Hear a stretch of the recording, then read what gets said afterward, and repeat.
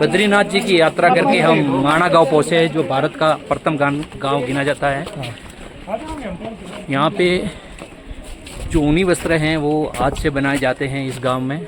यहाँ का जो मेन बिजनेस है वो ऊनी वस्त्र बनाना है। वो भी हम आपको दिखाएंगे अभी कैसे गूंथते हैं वस्त्रों को।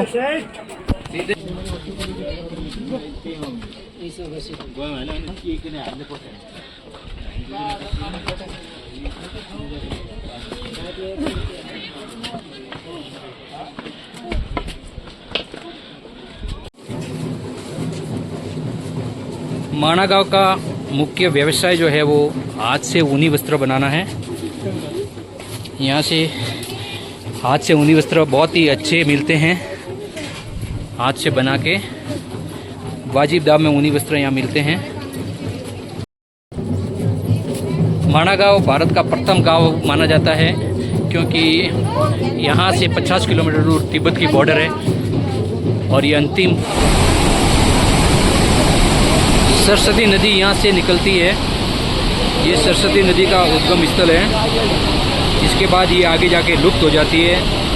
और ये सरस्वती नदी है, मेरे पीछे आप देख सकते हैं सरस्वती माता का उद्गम स्थल है। ये यहाँ से ये आगे जाके लुप्त हो जाती है। ऐसी मान्यता है कि भगवान गणपति और वेद व्यास जी यहाँ भक्ति में लीन थे। तो सरस्वती नदी की कल की धवनी जो है वो उनको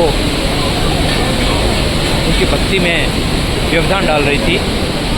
तब भगवान गणपति ने और वेद व्यास जी ने सरस्वती माता को श्राप दिया था कि यहाँ से आगे तक लोगों को ना तो सुनाई देगी और ना ही दिखाई देगी। इस श्राप के कारण सरस्वती नदी सिर्फ यहीं दिखती है और उसके बाद ये प्रयागराज में अदृश्य रूप में होगा।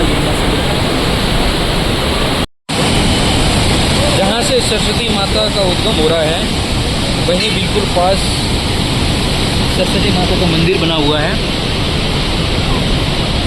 बाहर वेद व्यास जी की मूर्ति स्थापित है और अंदर माँ सरस्वती जी की।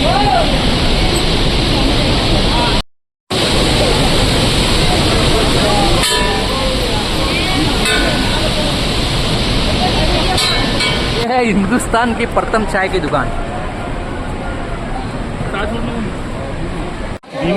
ये माणा विलेज का खूबसूरत नज़ारा। नीचे सरस्वती नदी बहती हुई जो आगे वहाँ कॉर्नर में अलकनंदा से संगम कर लेती है, फिर वो सरस्वती लुप्त हो जाती है।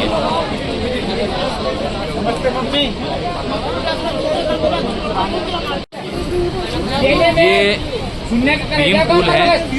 ऐसी मान्यता है कि जब इस संसार से पांडव अपने पितरों का मोक्ष करवाने के बाद स्वर्ग सिधारे थे, तो इसी रास्ते वो स्वर्ग गए थे। ऐसी मान्यता है, इस रास्ते से वो स्वर्ग गए थे। और जब पांडव स्वर्ग की ओर जा रहे थे तो बीच में सरस्वती नदी आ रही थी। तो भीम ने एक पत्थर उठाकर उस नदी पर रख दिया था और एक पुल बनाया था जो आज भीमशिला के नाम से जाना जाता है। ये वही पुल है जो भीम द्वारा बनाया गया था और इस पुल को पार करके पांडव आगे स्वर्ग की ओर गए थे।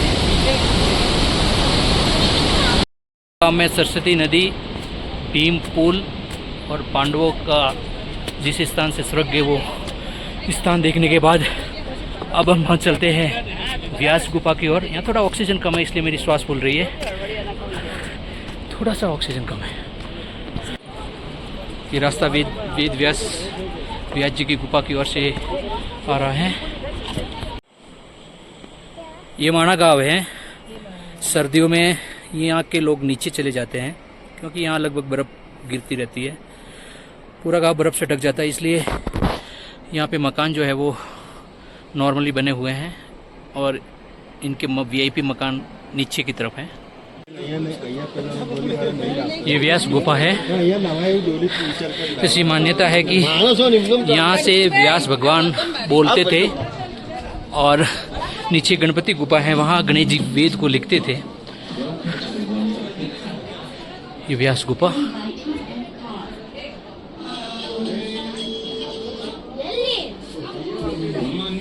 गुफा के अंदर वैसे फोटो खींचना मना है, इसलिए मैं कोशिश करता हूँ एक बार। ये देखिए व्यास गुफा।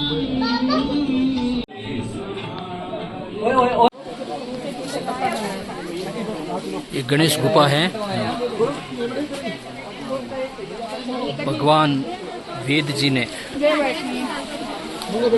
वहाँ वेद व्यास गुफा से महाभारत बोली थी और गणेश जी ने यहाँ लिखी थी।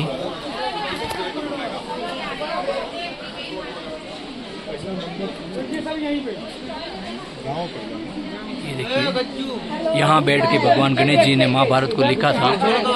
कुछ किया होगा महाभारत यहाँ लिखा। उस गुफा से व्यास जी बोल रहे थे और गणेश जी यहाँ लिख रहे थे। एक दांत को तोड़ के उसमें लिखा था, कलम नहीं थी। राइट। कलम टूट गई थी तो दांत तोड़ के किया। कलम टूट गई तो दांत को न तोड़ के लिखा था, तभी एक दंत बोलते हैं ना। एक के दंत। भैया पीछे वाला मंदिर आ जाएगा। यहाँ पे गणेश जी ने